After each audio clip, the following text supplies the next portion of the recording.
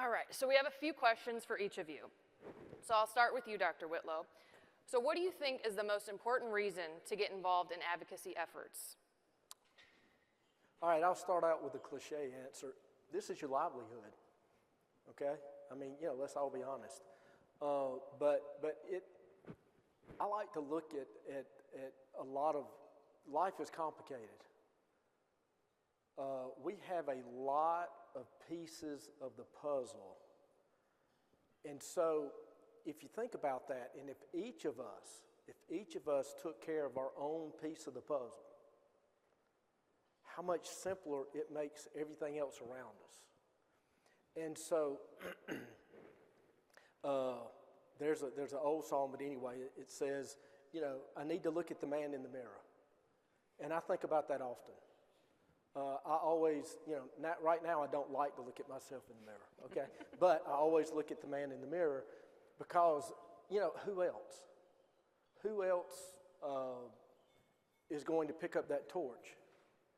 And again, there was a day and time when one of my legislators, okay, was one of the deciding votes, and this is years ago, and he voted against us. And so, and again, I was in the beginning of it, but I did not take care of my piece of the puzzle. And it took us 6 more years, 7 more years to get that vote again. And so I just think it's important if we would all just take a moment, take our time, and just do the little things, you know. And again, I talked about habits. If you just put it in there, and again, you're going to. They want to know you. They want to know you. I can't express that enough. And the legislators that were up here earlier said that. You know, they really do. They want to know you. So again, it's just part of our piece. You know. So Gracie, what advice would you give on how to get involved in advocacy efforts? Well, like I kind of said earlier, you can start small. Being a part of a state club, getting in touch with a state association, talking to someone that has been more involved than you were, just like I did. It doesn't have to be like a big thing. Really, advocacy is just about, you know, showing up. For me, showing up at Day on the Hill, there was a lot of times I would be in meetings with lawmakers where I didn't say a word, but kind of like you said, it seemed like I was the most important person in the room because they really are looking to the students who are in the training right now for kind of confirmation that yes, I am passionate about this, yes, this matters, and yes, I'm trained to do what I'm fighting for right now. So just starting small, that's the biggest piece of advice. You don't have to do like I did and become the state president. You can just, there's strength in masses just by showing up, so yeah. So what would you say your best first step is for a student? I don't know if every school has a state organization like SCO does. That's what I would say would be the first step, because part of my role was getting information out to students about new things that were changing overnight, you know, in legislation. I would say that would be the first step, the first tangible step. Okay, and Dr. Storch, what can you add to that? I don't know that I have anything to add, but just I totally agree with showing up. I mean, I think coming, like, and being open, having an open mind, and know that the doctors that are there, they want to support you, and it's not embarrassing to have a question. I encourage questions. I think, how do we, if you don't ask your question, then what do you do when the legislator asks or the staff member asks? Ask your question, it's fine.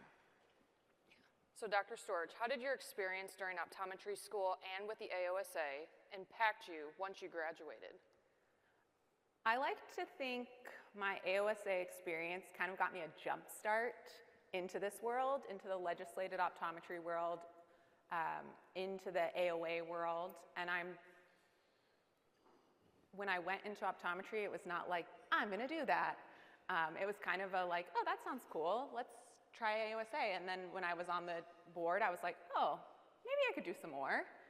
And I think that can be a common story, though. I don't think that that has to be, oh, I did this in school, and now I'm doing it as a young-ish grad.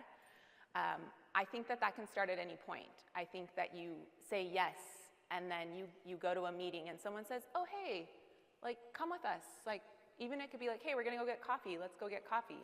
Or we're going to go to lunch, and say yes and go to things. And I feel like my time with AOSA, time in school, taught me how beneficial those interactions can be. And then they don't have to be advocacy related at first at all. It can just be fun, and you learn that the other parts are fun too.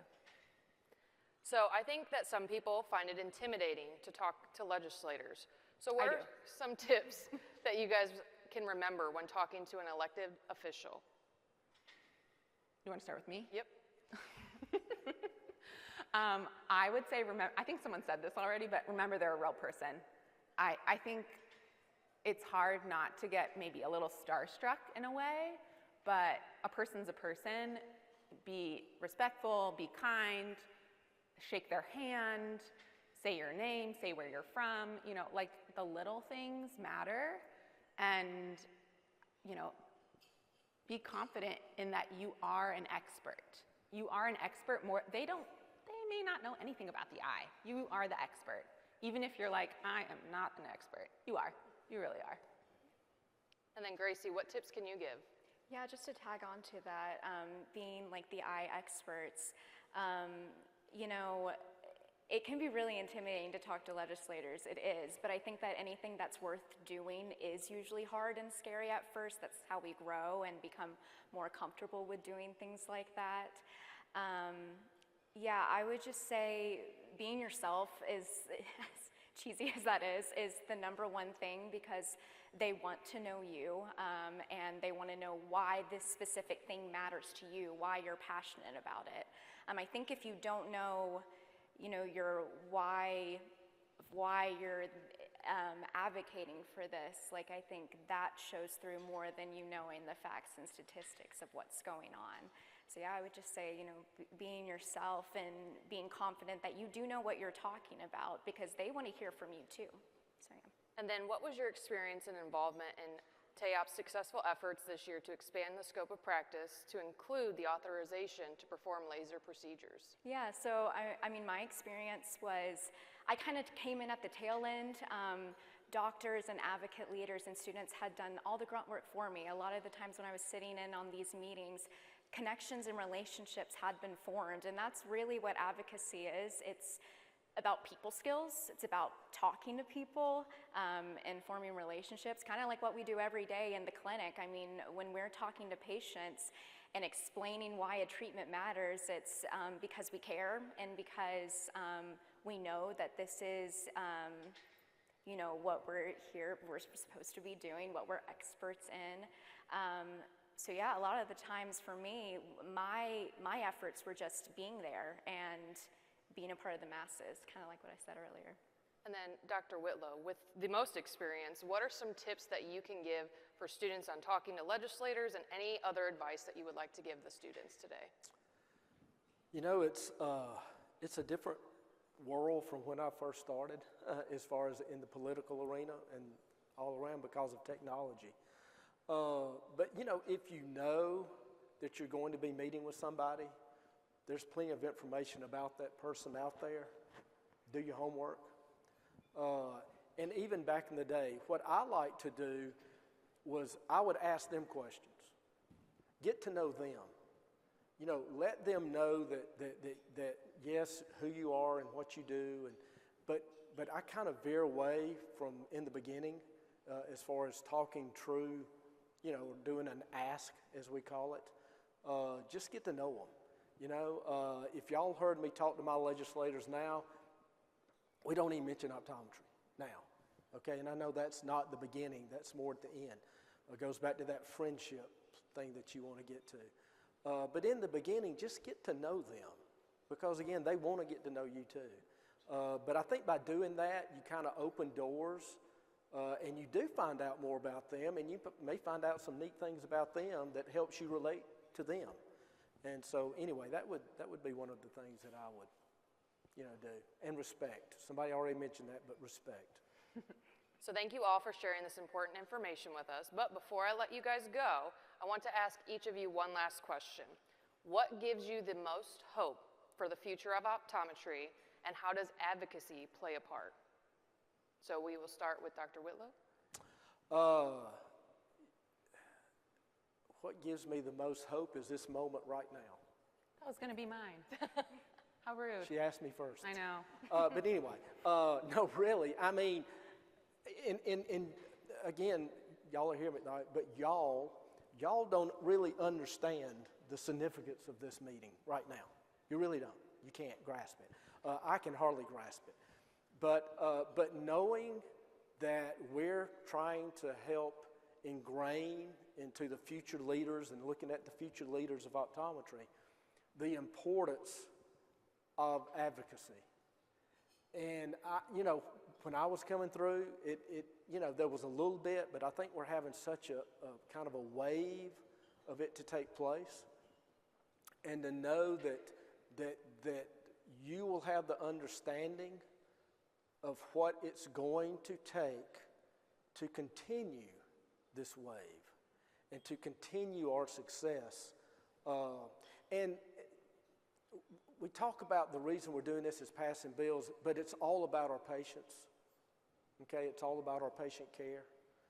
And I think we have a group that truly understands that. And so anyway, but that's what excites me the most. Gracie. Yeah, and I would say for me, it's the people, the community that optometry is. I'm so grateful that I am in this profession because I saw firsthand over this past year, especially in Tennessee, kind of what it looks like when doctors and students and advocates and advocacy leaders all come together for a common cause. I mean, real change happens. And so I think the future is so bright because optometry is one of those professions that we're always learning new things. It's medical, so there's always something new to learn. So this will be ever changing. Advocacy doesn't stop in Tennessee just with a laser bill being passed. I mean, this is something that will continue on, and I think the passionate doctors and students that I have met through this process, I mean, really gives me hope for what our future can look like. I'm really not sure if I have anything to add. I guess the passion, I think that word, I think that's a great word. I think you come to these things, but like the passion AOA leaders have, AOSA leaders, I mean, fantastic. And then the states individually, coming to something like this where all the states are represented and you kind of start to talk a little and you hear what people are planning and their ideas and just the fact that everyone has something going. It means that, aren't we lucky that you can go anywhere in the country and there's advocacy to do, to make us better, and aren't we better together? I agree. Thank you, Dr. Whitlow, Gracie, and Dr. Storch, for sharing your leadership and your knowledge with us today. We appreciate your dedication to advancing the profession through advocacy and service. Your efforts help to ensure that optometrists can continue to provide the highest level of care for patients and that our profession remains strong for future generations. For our student doctors in the audience, I hope today's discussion has shown you that advocacy is not something that you have to wait to do until after graduation.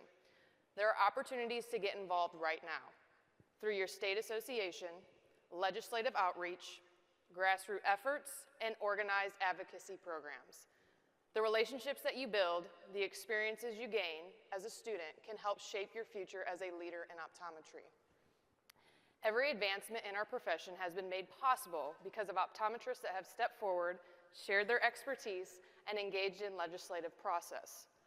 So, as you begin your careers, I encourage each of you to find your voice, to get involved, and to help shape the future of optometry. So thank you again to our panelists for your leadership and your advocacy and your commitment to this profession. So please join me in giving them a well-deserved round of applause.